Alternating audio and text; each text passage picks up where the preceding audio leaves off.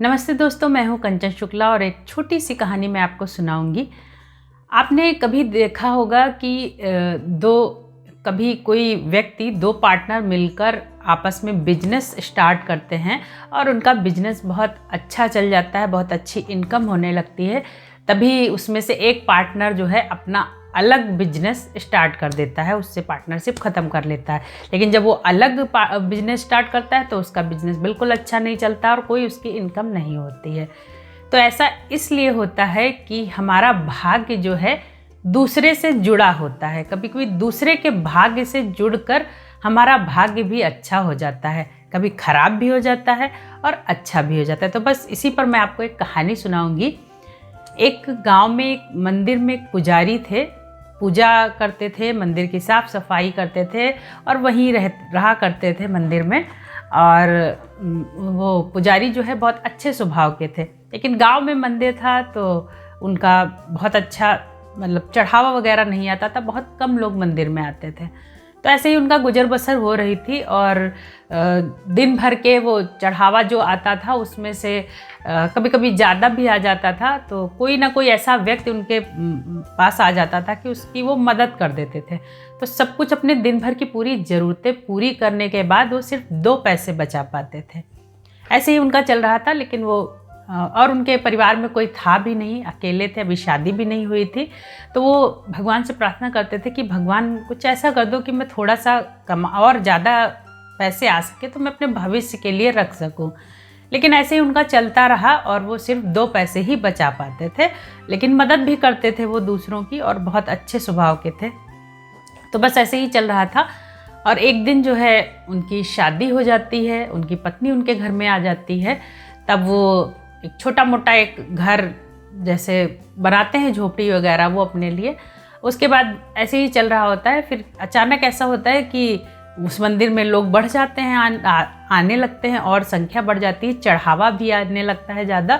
अब वो जो है 10 पैसे बचाने लगते हैं।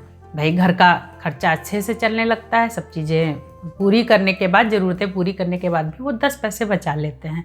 तो उन्हीं पैसों से वो अपने घर की मरम्मत कराते हैं और सब चीज़ें उनकी ठीक से चलने लगती हैं। धीरे धीरे उनकी संतान पैदा होती है। अब वो और चढ़ावा आने लगता है और लोगों की संख्या बढ़ जाती है। तो अब वो जो है 15 पैसे बचाने लगते हैं।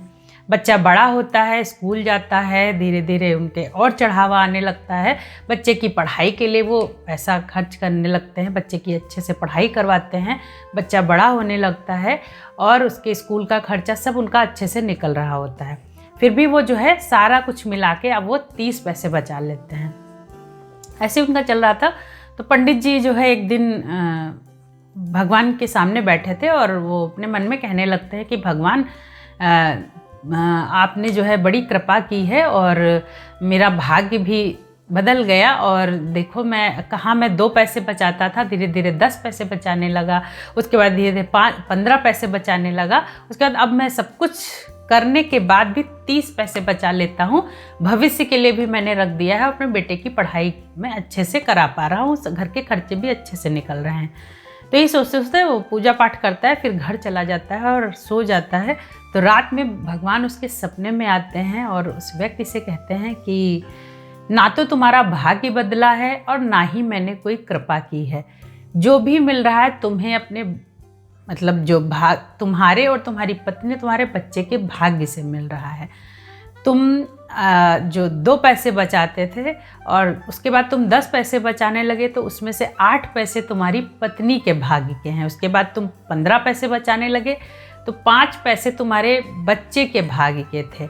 उसके बाद सब कुछ करने के बाद जब तुम 30 पैसे आज बचा ले रहे हो तो बच्चे के भविष्य के लिए है, बच्चे की पढ़ाई के लिए तुम बचा रहे हो और ना कि तुम्हारा भाग्य बदला है।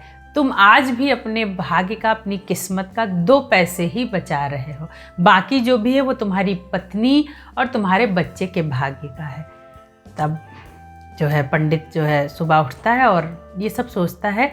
तो कहानी का मतलब यही है कि जो भी है, कभी कभी ऐसा होता है कि हमारे आसपास जो हमसे जुड़े हुए होते हैं, हम उनके भाग्य का खा रहे होते हैं, उनके भाग्य का हमारे पास आ रहा होता है। इसलिए आपके आसपास आपसे जो जुड़ा है उसकी कद्र करिए, उसके साथ अच्छे से रहिए कि क्या पता जो भी हमारे साथ अच्छा हो रहा हो वो हमारे साथ वाले के साथ की वजह से हो रहा हो, और आप उससे अलग हो जाएं तो हमारे साथ गलत भी हो सकता है। तो बस ऐसे ही कहानियाँ सुनते रहिए।